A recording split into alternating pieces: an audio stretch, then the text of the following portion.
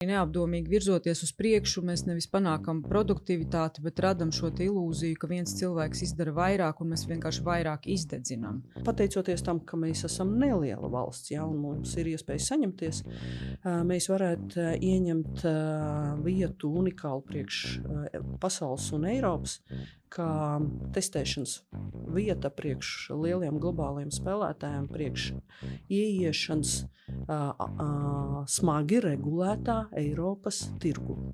Es redzu uzņēmumos kolektīvus, kurus es varētu nosaukt, ka viņi ir transa stāvoklī. Ja? Viņi raksta viens otram ēpastus, viņi lasa viņus pa diagonāli, viņi tikpat bezjēdzīgi uz viņiem atbild, viņi ir pārslogoti, lēmumi tiek pieņemti, kuri rada vēl lielāku slodzi, ja? Un tas tāds virpuls.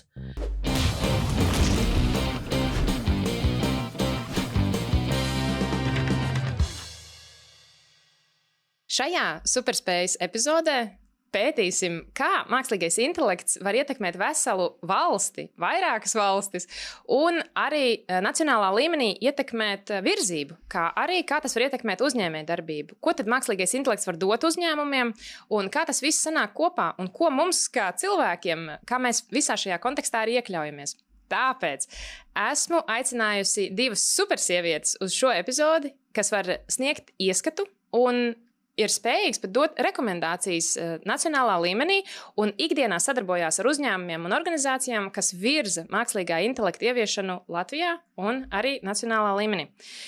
Tāpēc Guna Puce, viņa ir Latvijas mākslīgā intelekta centra vadītāja. Sveika! Sveika! Un Oksana Sivo-Kobiļska, viņa ir mākslīgā intelekta Latvijas asociācijas valdes priekšsēdētāja. Labdien! Es esmu sajūsmā, ka tieši dāmas pārstāv šo sarežģīto un komplekso tēmu, kā mākslīgais intelekts.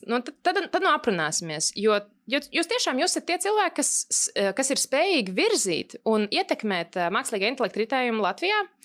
Un pastāstiet, kas ir tas, ko jūs darat, jo mūsu nozarē, tur, kur mēs darbojamies, mums ir ļoti skaidrs jūsu pienesums un arī mērķi, bet cilvēkam parastajam, kas tad ir tas, ko dara šīs organizācijas? Mēs, Mākslīgā intelekta Latvijas asociācija, esam biedrība, un tajā ir tā dziļā jēga, ka mēs apvienojam biedrus, lai nodot labo pieredzi savā starpā, veicināt mākslīgā intelekta pielietojumu un attīstību. Uzņēmumos, organizācijās, valsts pārvaldē bez ierobežojuma. Mēs esam tāda horizontāla ietekmes organizācija. Kas ir jūsu ikdienas uz tava šķīvja, kā saka?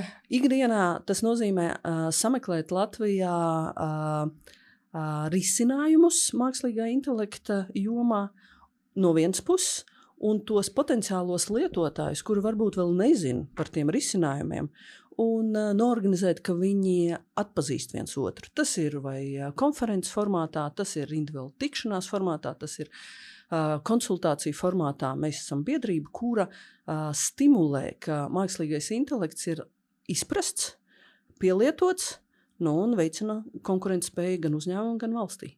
Perfekti. Guna, izveidota organizācija, kura ir jāvirza mākslīgais intelekts Latvijā un arī starptautiskā sadarbība. Pastāst vairāk. Jā, mākslīgā intelekta centra savukārt ir nodibinājums, bet tā gluži nav tāda klasiska NVO, jo dibinātāji ir gan valsts, gan universitātes, gan industrija. Līdz ar to arī tas ikdienas darbs un tie mērķi ir saistīti ar šo sektoru tādu savienošanu, lai meklētu tās sinerģijas, meklētu, kur mēs varētu koordinētāk darboties kopā un iegūt tiešām tādu superspēju Latvijai. Un tad uz manas šķīvja ir tās superspējas arī meklēšana. Perfekti. Un jūs esat īstie cilvēki, kam jautāt, kur tad mēs esam šobrīd ar mākslīgo intelektu Latvijā? Jo vienmēr ir tas jau, kā tad mums tur iet? Un cilvēki nezina, kā mums iet. Ir labi, slikti? Kā ir no jūsu perspektīvas? Labā ziņa ir tā, ka iet. Protams, ar statistiku, kā saka, ir meli, ir lieli meli un ir statistika, bet tas, ko es no savas ikdienas redzu, ir, piemēram, Mākslīgā intelekta centram ir šī regulatīvā vide, jeb smilškaste, un ja sākotnēji izsludinot šo pirmo projektu uzsaukumu, likās, ka vai kādam interesēts, vai kāds ir tik gatavs jau darboties šādā formātā, tad saņēmām 10 pieteikumus un diezgan augstas kvalitātes. Līdz ar to mans tas priekšstats ir, ka esam varbūt pat gatavāki nekā paši domājam. Sanāk, ka smilškaste ir vide, kurā var izmēģināt mākslīgā intelekta risinājumus, pilotēt, testēt, ja? Jā, smilškaste tas ir tāds, es teiktu, dialoga formāts, kurā šis risinājuma izstrādātājs var kopā ar ekspertiem, tādām uzraugošām iestādēm, valsts iestādēm, kas varbūt regulē konkrētu jomu, konkrētam scenārijam iziet praktiski cauri un saprast, kur ir tās robežas. Okay. Oksana, kā no tās perspektīvas? Es varbūt nosaukšu vai apsaukšu mūsu stadiju tādu entuziasmu vēl, jo man liekas, mums ir ļoti labs līmenis ieinteresētības. Ja? Ar to es neredzu nekādu problēmu. Mums visos ekonomikas sektoros, visos līmeņos ir izpratne, ka par to vajag interesēties, to vajag izzināt. Un individuālās produktivitātes līmenī, to, ko mēs sakam un saucam par to pamatu, ja, iepazīšanās, kad tu individuāli iepazīsti to mākslīgo intelektu rīku, un pārsvarā tas ir ģeneratīvie modeļi, tur problēma nav. Mēs esam atvērti kā parasti, ja? Mēs esam tādi gatavi uztvert jaunu kā cilvēki. Mums jāspēr nākamo soli. Nākamais solis ir organizācija līmenī, un tur jau ātrumi ir citi. Precīzi. Un tad, nākamais tāds viltīgais jautājums, ko, jāmēģina izjust, bet balstīt tomēr kaut kādos datos un kaut kādā pamatojumā. Kas ir tas virziens, kurā varbūt Latvijai vajadzētu virzīties tālāk mākslīgā intelekta jomā? Vai tas mēs esam, kā tu minēji, ka mēs vēl esam tādā sākotnējā fāzē, vai tā ir sadarbība, vai tas ir tas, kas varbūt fundamentāli veicinās to izrāvienu, vai tas ir kaut kādas konkrētas kompetences mākslīgā intelekta jomā, varbūt tas ir vispār kaut kas cits, varbūt tā ir kaut kāda bezmazliet emocionālā inteliģence vai kaut kāda mērķu izvirzīšanas prasmes, vai ko mums tagad būtu jādara, lai mēs mākslīgajā intelektā valsts līmenī virzītos uz priekšu un varbūt pat garām citiem? Ir tā, ka, manuprāt, tas, kas mums ir vairāk jāiemācās darīt, ir tāda kopā strādāšana vairāk, jo tas, ko es tagad redzu, ir tiešām tāda fragmentācija, un to es redzu gan sektoros, gan starp sektoriem, manuprāt, tas bišķiņ kavē, jo, kā jau Oksana pareizi minēja, tas entuziasms ir un ir tie čempioni un līderi, kas darbojās, bet lai tādu iegūtu starptautisku konkurētspēju vai lielāku izrāvienu, tur ir tomēr nepieciešama tāda koordinētāka darbošanās. Ir sajūta, ka tādām valstīm ar ap 2 miljoniem ir jāsadarbojās. Jā. Tieši tā, mums nav nekāda attaisnojuma, būtu jāstrādā kopā. Nāksies, visticamāk. Oksana, kā tev? Jā, es teiktu, ka mums lemt spēja, ja par to, kur mums vajag stingrāk un aktīvāk un drošāk un drosmīgāk, tas ir lemt spēja gan uzņēmumu līmenī pieņemt lēmumu, kad mākslīgā intelekta ieviešana ir obligāta. Tālāk jautājums ir par ceļa karti, kur ir racionāli, kas ir tie atbildīgie darbinieki, bet kavēties un gaidīt, kad tas būs tāds jau obligāts no ārpuses spiediens, tu pazaudēsi vienkārši to savu ātrumu, savu efektivitāti, tas ir skaidrs. Viņš ir jaudīgs rīks, jaudīga tehnoloģija. Tas ir no vienas puses. Otra lieta, mums, ja paceļamies augstāk, valsts līmenī, mans viedoklis ir, kad mums vajag ļoti skaidri izvēlēties savu kaut kādu unikālo piedāvājumu pasaulē. Un man ir viedoklis par to, kas vēl ir iespējams, ja, jo tas viss skrien ļoti ātri un visas nišas tiek aizņemtas un nogulēt var kā vienmēr. Ja, tad attiecīgi mums tiešām ir vēl iespēja, pateicoties tam, ka mēs esam neliela valsts, ja, un mums ir iespēja saņemties, mēs varētu ieņemt vietu unikālu priekš pasaules un Eiropas, kā testēšanas vieta priekš lieliem globāliem spēlētājiem, priekš ieiešanas smagi regulētā Eiropas tirgu. ja mēs šādu vietu prastu ieņemt, tā skaitā caur smilškastu, kā instrumentu, bet pieaicinot tajās ne tikai vietējos spēlētājus, bet globālās kompānijas, un piedāvājot labi strukturētus datus priekš testēšanas no Latvijas, tas varētu būt tā unikālā niša. Jā, bet viņi diezgan ātri aizvērsies. Ja mēs kādu gadu laikā viņu neieņemsim, tad noteikti tur būs jau kāds. Precīzi. Nu, šis ir tāds pārmaiņu laiks. Nu, ir jāpielāgojās. Brīnišķīgi. Un tas, kas nav brīnišķīgi, manā skatījumā ir, es diezgan daudz strādāju arī ar uzņēmumiem. Es tieši veidoju apmācības mākslīgā intelekta jomā gan vadītājiem, gan darbiniekiem. Un tad man ik pa laikam jautā, kā tad ir tās prasmes vai nav tās prasmes? Un zin, kā ir tā, vairāk šobrīd ir uzņēmumi, kuriem nav vēl tādas vispārējas apmācības bijušas, un ir ļoti grūti saprast, kur tad mēs esam ar to visu. Un tāpēc vadībai ir arī grūti saprast, kur ar to visu virzīties. Un Rīgas Tradiņu universitātē tieši šī iemesla dēļ ir radusies vesela studiju programma, maģistra līmeņa, digitālā stratēģija un mākslīgā intelekta vadība, kur tiek sniegts viss, lai radītu tos nākotnes vadītājus, kas ir vajadzīgi jau šodien uzņēmumiem un organizācijām, gan publiskajā sektorā, gan privātajā sektorā, lai vispār var spēt vadīt šīs jaunās prasmes, šos cilvēkus ar vai bez šīm prasmēm un virzīties kaut kur, ko jūs sakat, kas ir tik ļoti nepieciešams. Kādi ir jūsu ieteikumi vadībai, Oksana, tavā gadījumā uzņēmējiem, uzņēmumiem un valsts sektorā? Varbūt sākam ar tevi, Oksana. Man ļoti vienkārši, es neredzu nekādu īpašu atšķirību mākslīgā intelekta kā tādai kārtēji transformācijai, ja? Nozīmīgai organizācijai, kādām citām transformācijām, kur mēs visi esam gājuši cauri un ejam nepārtraukti. Un uzvar tās, kas prot strukturēti, disciplinēti tās transformācijas ieviest. Tas nozīmē, nevajag sarežģīt. Vienkāršojiet līdz primitīvisma līmenim, tas nozīmē veidojiet ceļakarti. Jūs vienmēr viņu varēsiet pārtaisīt. Ielieciet darāmos darbus, ievērojiet deadlineus par mākslīgā intelekta ieviešanu savā uzņēmumā, ieceliet atbildīgos cilvēkus, prasiet no viņiem, lai laužās cauri. Tas ir uzdevums, kur neviens no ārpus neatnāks un tev neuzliks uz paplātes, kā gatavu, tev vajag kā kolektīvam iet tam cauri, pēc būtības baudot personīgo attīstību tajā. Precīzi. Jā, bet es domāju, arī publiskais sektors vai jebkurš sektors īpaši, manuprāt, neatšķirās no tādas ieviešanas.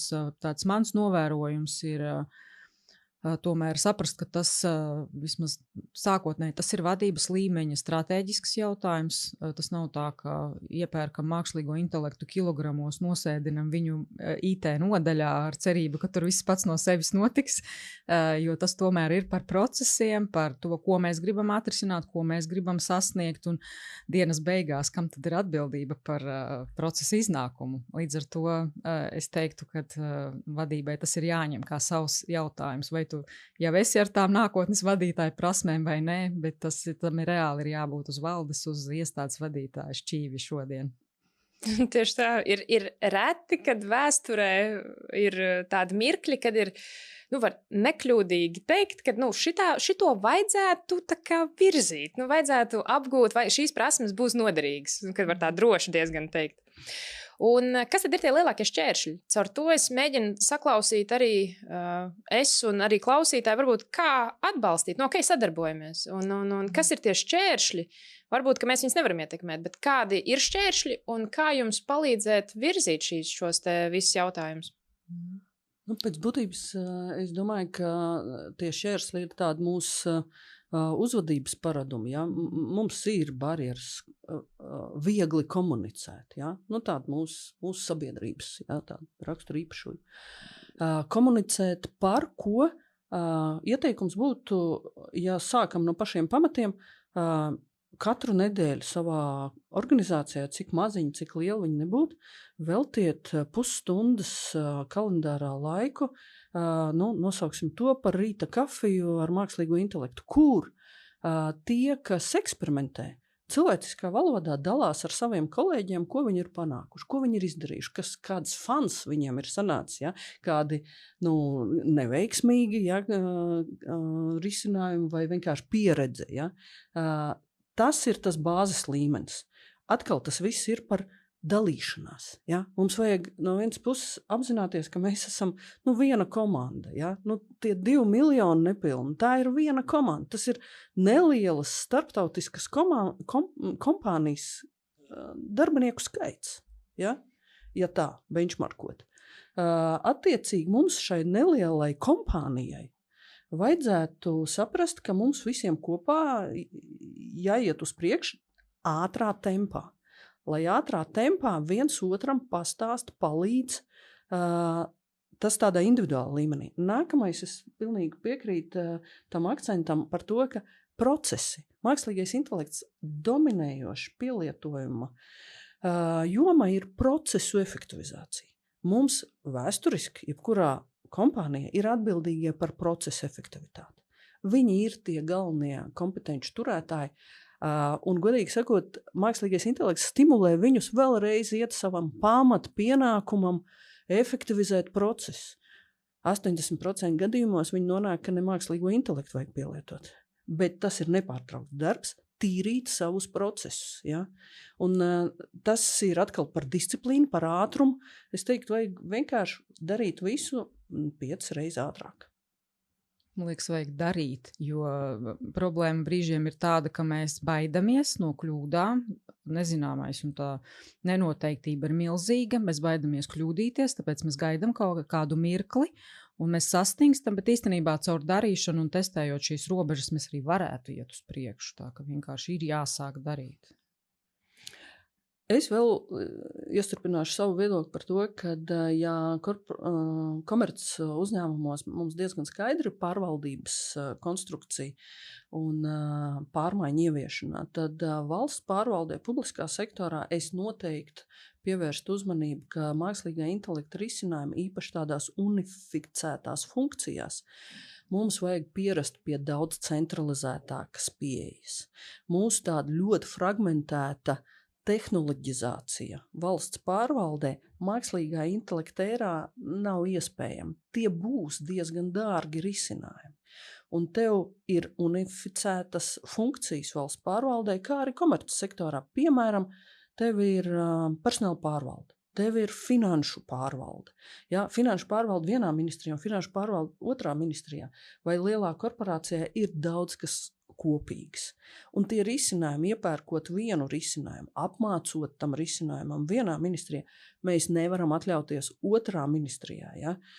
Ieviest pilnīgi citu risinājumu, nedod Dievs, ja? Jo mākslīgā intelekta tehnoloģiskie risinājumi ļoti komplicē IT arhitektūru.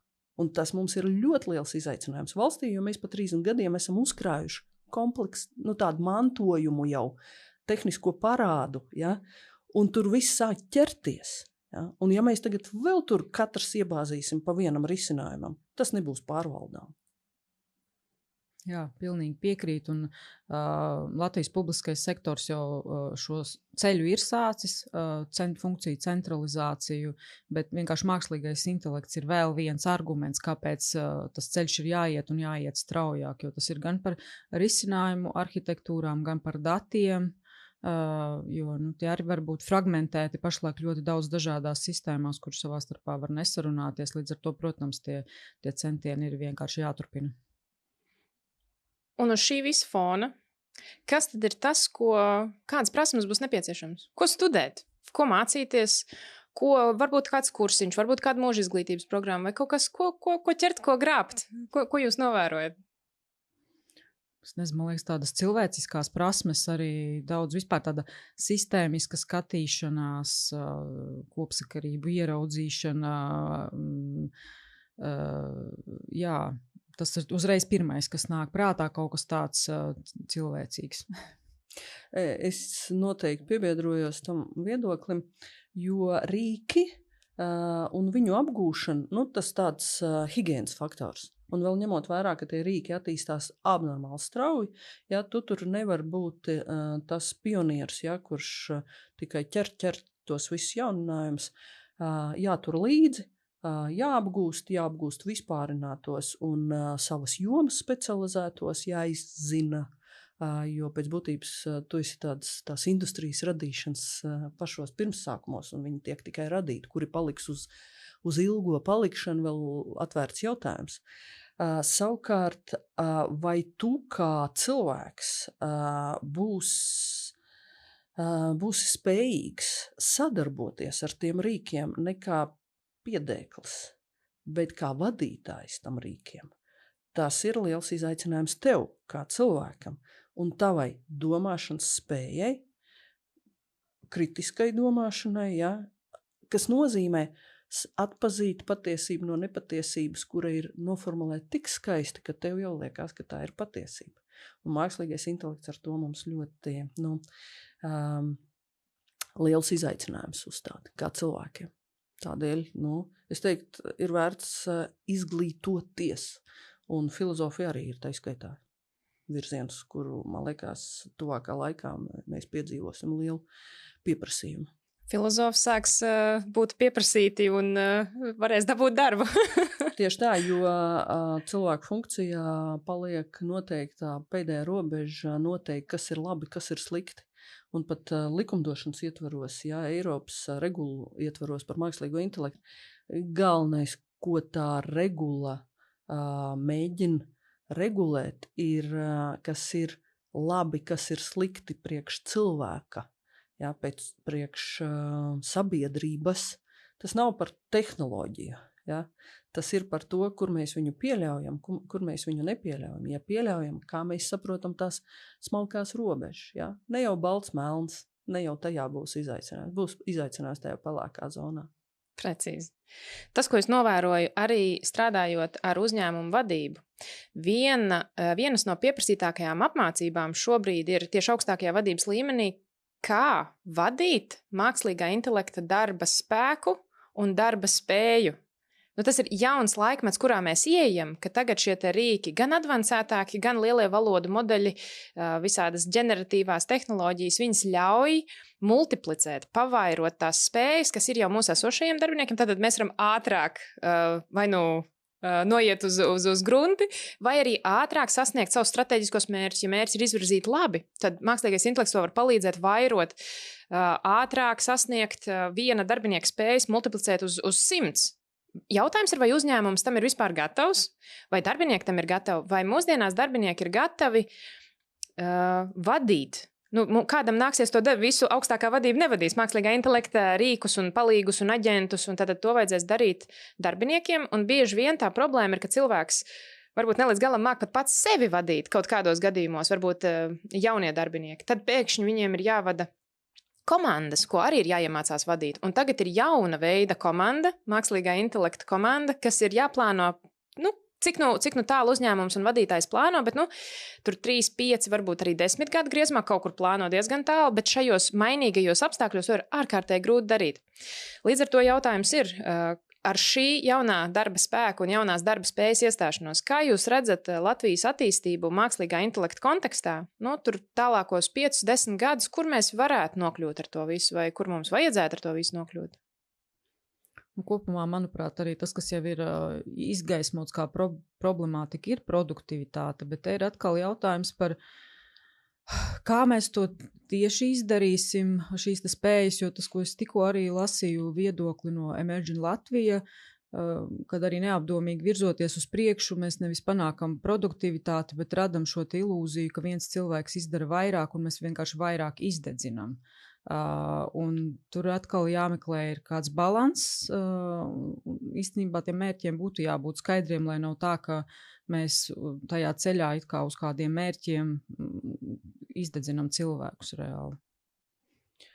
Jā, es teiktu tā, mans tāds ļoti personīgs viedoklis, ka tas mākslīgais intelekts mums ir atnācis tajā pareizā, evolucionāri pareizā brīdī, kad cilvēks ir radījis tik kompleksu vidi ar tehnoloģijām, ka viņš pats kā cilvēks ar savām smadzenēm, ar savu uzvedību, ar savu fiziku, viņš vairāk netiek līdzi. Es redzu uzņēmumos kolektīvus, kurus es varētu nosaukt, ka viņi ir transa stāvoklī. Ja? Viņi raksta viens otram ēpastus, viņi lasa viņus pa diagonāli, viņi tikpat bezjēdzīgi uz viņiem atbild, viņi ir pārslogoti, lēmumi tiek pieņemti, kuri rada vēl lielāku slodzi, ja, un tas tāds virpuls. Es ļoti ceru, un man pašai personīgi ir tāda ambīcija paskatīties, kā mēs varam to mākslīgo intelektu pielietot cilvēku kolektīvu pārvaldības kvalitātes uzlabošanai, kur mēs, piemēram, sapulču laikā mums ir asistents mākslīgā intelekta, kurš palīdz nonākt līdz lēmumam. Viņš kaut vai visu laiku uzpasē, ka mēs joprojām neesam pieņēmuši lēmumu. Mēs staigājam pa apli, mēs visi esam izteikuši viedoklis, bet lēmuma kā nav, tā nav. Ja? Ka 5. sapulcē ir 50% dalībnieku, kuri nekad neizteicās. Tad varbūt viņam nevajadzēja piedalīties. Ja? Tāda asistēšana mūsos jau tādā transa uzvedībā, ja? Tajā produktivitātes medībās, bet neveiksmīgā. Tur, es domāju, ļoti lielu fokusu vajag uzlikt uzņēmumos, un varbūt arī pat paradoksāli ar mākslīgā intelekta rīku atbalstu. Jo tiešām mūsu produktivitāte sāk tā buksēt, jo mēs viņu imitējam. Imitējam dēļ tā, ka cilvēks cilvēciski netiek līdz tai komplicitātei, kāda ir. Ja? Viņam overloaded visos virzienos. Informācijas plūsma, multitaskings, visi tie vārdi, lamu vārdi, ja? Un tas nav par cilvēku. Cilvēka galvenā funkcija ir domāt un izdomāt un pielemt, izvēlēties. Punkts. Visu pārējo mēs varēsim automatizēt. Un tādēļ tās kompetences, kuras vajag attīstīt, domāšana visplašākā, visdziļākā, visattīstītākā izpratnē par šo jēdzienu. Es dzirdēju informāciju, ka lielākā daļa Latvijas uzņēmumu ir mazi. 95% pie tam vēl tāda iespaidīga daļa. Kāda tad ir vīzija tam pēc 10 gadiem, kur mēs esam? Kur ir šāds te vidējais Latvijas uzņēmums, Oksana? Pēc 10 gadiem. Kur tam būtu jābūt? Kāda varētu būt tas, kur nokļūt ar to visu? Ļoti grūts jautājums, godīgi pateikšu. Jo viņš ir komplicēts, kā jau jebkurš tāds gudrs jautājums, viņš ir komplicēts. Mēģināšu ļoti īsi. Pirmā lieta, ja mēs runājam par Latviju, mums jāapzinās, ka mēs esam eksportējošā ekonomika. Vai mēs neesam? Punkts. Jo izveidot nozīmīgu, peļņu nesošu, ilgtermiņa stabilu uzņēmumu uz 2 miljonu iedzīvotājiem, kur tu nevar paņemt visu 2 miljonus kā savu klientu, tas nozīmē, tev atkrīt, tev paliek dažas 10,000 vidēji, ja, labākā versija. Uz tādu mērogu mūsu globalizācijas ražošanā, servisa ražošanā, tev jebkurš starptautisks spēlētājs izgriezīs pogas. Viņš varēs piedāvāt to lētāk, ātrāk, kvalitatīvāk, jo viņš to nodrošina miljoniem. No tāda viedokļa mums jebkurā versijā jāorientējas uz eksportu. Jebkurš mazs vidējais Latvijas uzņēmums pie veiksmīgas attīstības, viņam jāsaprot, viņš izies ārpus robežām. Ja? Lai eksportēt, tev jābūt starptautiski konkurentspējīgam. Starptautiski konkurentspējīgi aiziet, tev jābūt izmaksām atbilstošām, tev jābūt piedāvājuma saturam atbilstošam. Ja? No vienas puses labums, no otras puses lētums. Un pēc 5-10 gadiem es ļoti ceru, ka mēs visi kopā, jo mazie uzņēmumi Latvijā nevar izdzīvot bez lieliem uzņēmumiem un Latvijas. Un bez valsts pārvaldes, piemēram, kā pasūtītājiem, kā pircējiem, kā sākotnējiem, piemēram, pircējiem, īpaši, piemēram, par mākslīgo intelektu. Ja tu radīji mākslīgā intelekta risinājumu, un tev Latvijā nav kam viņu pārdot, tev izmaksas iziet ārpus Latvijas savu pakalpojumu popularizēt ir krietni lielāks nekā Latvijā. Ja tev nesanāca viņu piedāvāt Latvijā, diez vai tu izvilksi štangu viņu piedāvāt starptautiski. Tādēļ tā sadarbība, par kuru mēs sākām un pašā sākumā, viņa ir tāda vertikāla. Ja? Mans viedoklis jābūt valsts pārvaldē izpratnē, ka jāatbalsta uzņēmējus tur, kur viņi jau iet. Nevajag izdomāt jaunas virzienas. Izrunājamies ar uzņēmumiem, ar lieliem uzņēmumiem, pajautājam, kādu atbalstu viņiem vajag, nodrošinam. Lieliem uzņēmumiem sirsnīgi novēlam un palūdzam un nodrošinam tādus apstākļus, ka viņiem gribās iepirkt pakalpojumus no mūsu vietējiem. Ja? Tas varbūt neskan atbilstoši direktīvām Eiropas, bet mums vajag atbalstīt savējos. Ja? Un tad, kad mēs to ekosistēmu esam pabarojuši iekšēji, tad viņai rodās jauda iziet ārpus Latvijas un atvilkt šeit ienākumus. Jo, ja mēs neeksportējam, mēs pārliekam no vienas kabatas otrā iekšēji, neradot, tas viss saucās aizdevums ar procentiem. Viss. Ļoti laba perspektīva.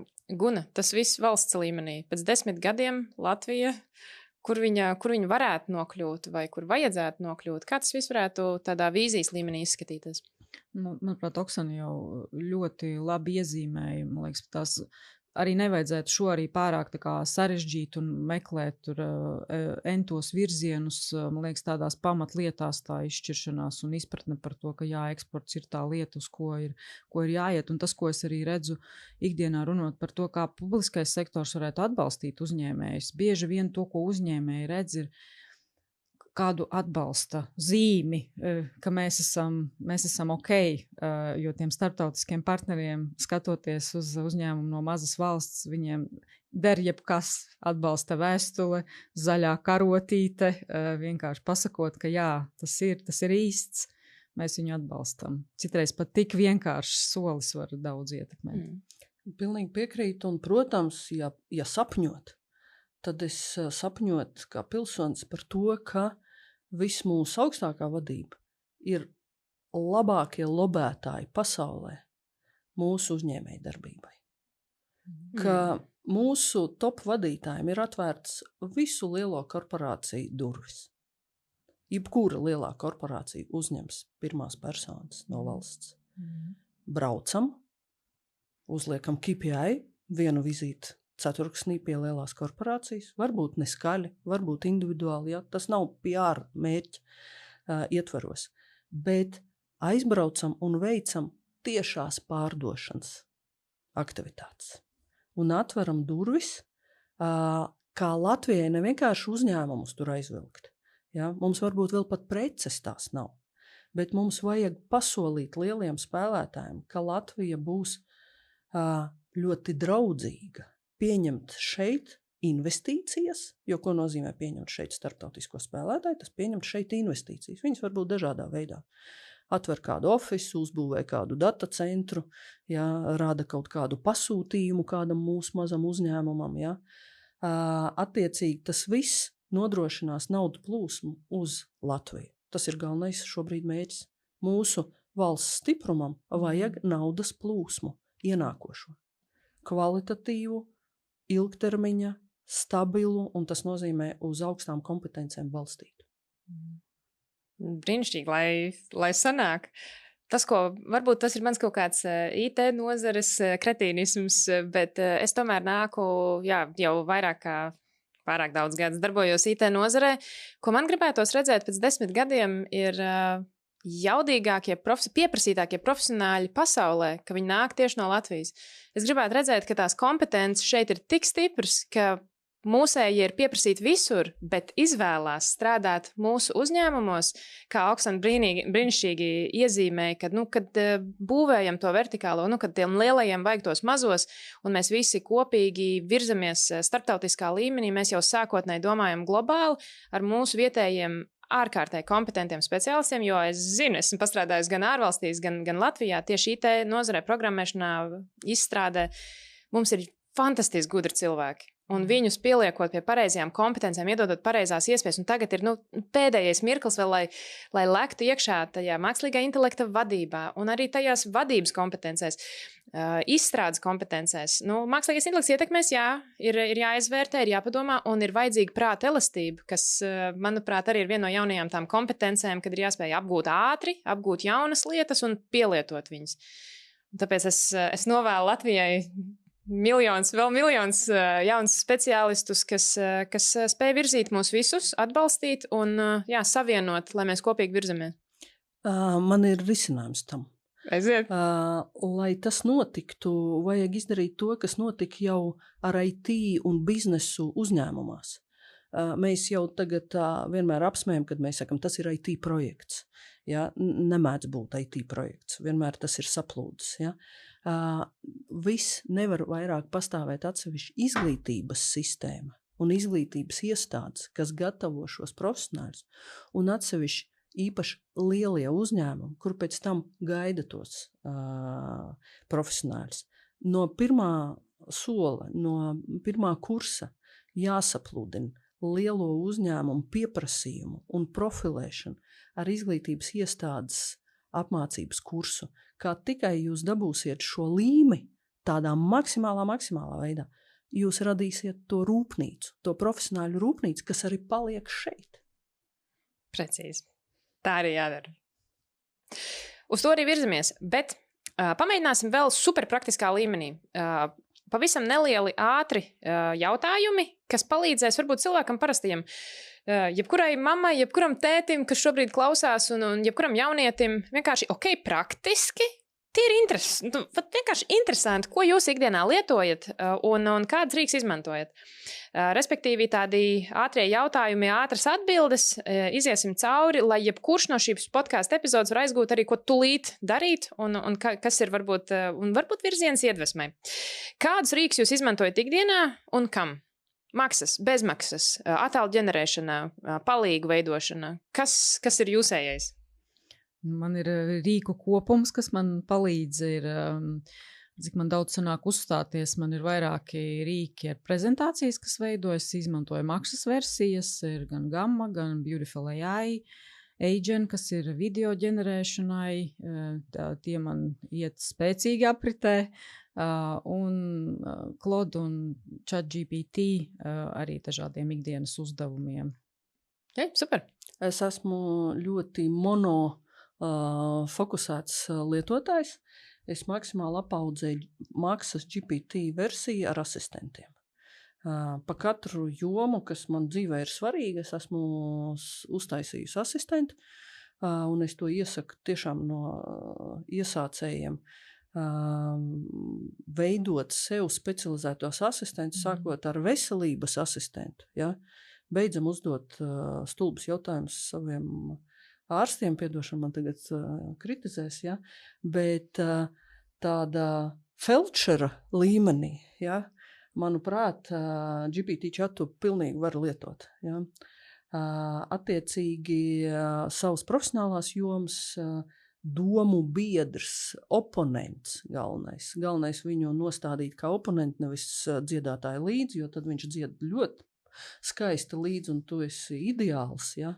Vajag viņu nostādīt kā oponentu, un tad viņš tev palīdz strukturēt. Man ļoti patīk no ģeneratīviem modeļiem tas pienesums domu strukturēšanai, bet, ja domas nav, tad nav ko strukturēt. Ja? Tas ir tas, ko mums jāpatur un jāattīst sevī. Precīzi. Ko katram vajadzētu pamēģināt ar mākslīgo intelektu? Kas būtu tas projektiņš, ko paņemt un uztaisīt? Man liekas, asistenti ļoti labi minēja, kad tos oponentus. Jā, jebkurā jomā kaut vai tiešām veselības, ja gribās ģimenē, zinu vienu brīnišķīgu stāstu, kad bērns aizbrauc mācīties ārzemēs, tad ģimene ilgojās un izveidoja asistentiņu, kurš parāda laika apstākļus tajā geogrāfijā un ar sirsnīgiem, dzīvelīgiem komentāriem, kā tam bērnam tur tagad šodien tad sokās šajā vējā un lietu, ja, izsūta e-pastus visam ģimenes lokam un tādā veidā tādu spēļu momentu. Man liekas ļoti brīnišķīgs, tāds cilvēcisks ikdienišķi pielietojuma prakse. Jā, lai iestartētu to sarunu un lai iestartētu kopību un visu to. Super! Jā, es domāju, arī jebkuršam, man liekas, arī bezmaksas versijā, jebkurā no rīkiem var pamēģināt arī kādu ceļojumu plānu. Tas, man liekas, ir tāds labs iesākums, kur pamēģināt, cik tiešām var dabūt tādas idejas un strukturēt arī kādu plānu un sākt jau notestēt tās spējas, ko spēj šie rīki izdarīt. Okay. Vai jūs ir kaut kas pārsteidzis mākslīgā intelekta jomā pēdējā laikā? Nu, tēma, kas mani pārsteidz un satrauc vienlaicīgi, ir tomēr nedaudz arī tā ēnas puse, kas ir saistīta ar dezinformāciju, manipulāciju, ar to, cik spēcīgi attīstās šie video ģenerēšanas rīki. Un tad ir jautājums par mūsu kopīgām spējām, kritisko domāšanu, kā mēs strādājam ar šo informāciju. Mums rudenī ir vēlēšanas, līdz ar to, cik mēs katrs esam gatavi savos sociāļu burbuļos dzīvojot. Vienlaicīgi tas ir apbrīnojami, cik strauji uzlabojās šīs tehnoloģijas un cik ātras notiek, bet vienlaicīgi man arī nedaudz biedē kaut kur tādos aspektos. Precīzi. Tā vajadzētu būt īstenībā. Tas ir reāls risks, kas draud. Un pēc tam vēl, ka Mākslīgā intelekta centrs ir viena no tām organizācijām, kurai ir uzdevums arī nedaudz ierobežot šo te fake news un dezinformācijas tādu virzienu. Gluži tik plašs mandāts nav iedots, kā uzraudzīt un kaut kā ietekmēt. Ir ļoti šaura loma pašlaik iedota. Tad, ja, piemēram, priekšvēlēšana aģitācijā tiks izmantot šie dziļviltojuma tehnoloģijas un materiāli, tad Mākslīgā intelekta centram ir jāsorganizē ekspertīze priekš tiesību sargājošajām iestādēm, lai viņi jau tālāk savos procesos var izmantot, bet tā tēma ir daudz plašāka un tur ir Mākslīgā intelekta centram gan rokas, gan resursi pa īsu. Nu, tā ir ļoti apjomīga tēma, jā, un visos veidos, kā mēs varam pasargāt iedzīvotājus. Jāmēģina, te ir atkal vieta, kur jāsadarbojās visdažādākajām organizācijām, lai pie mums nokļūst patiesas lietas un neietekmē mūsu viedokli. Precīzi, ļoti labi teikts. Jā, es arī varu padalīties, ka man bija izaicinājums saprast, kā tagad rīkoties, kad es kāds 5 minūtes noklausījos savu seno podcasteru, kuru viedokli es vērtēju, man interesē, un es saprotu, ka tas nav viņš. Ja, un tad es tagad saprotu, uzdodos ar jautājumu, kā man atšķirt?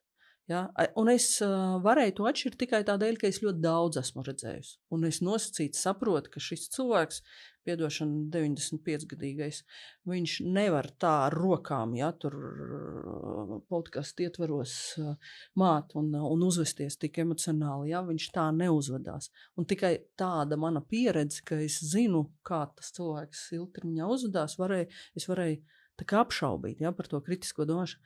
Bet tas man nozīmē, ka es pēc būtības atzīšos, es vairāk neesmu sociālo tīklu informācijas lietotājs praktiski.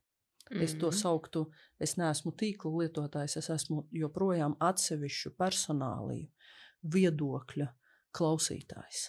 Ja? Un es zinu, kurus es arī turpmāk meklēšu un atklāšu sev jaunus kaut kādus sev viedokļu līderus vai ekspertus, bet tas ir vienīgais veids, kā es saglabāju sev iespēju iegūt informāciju, kur man ir vērtīga, jo man nav vērtīga informācija, kuru vienkārši radīja mākslīgais intelekts sev subscriberu tur radīšanai.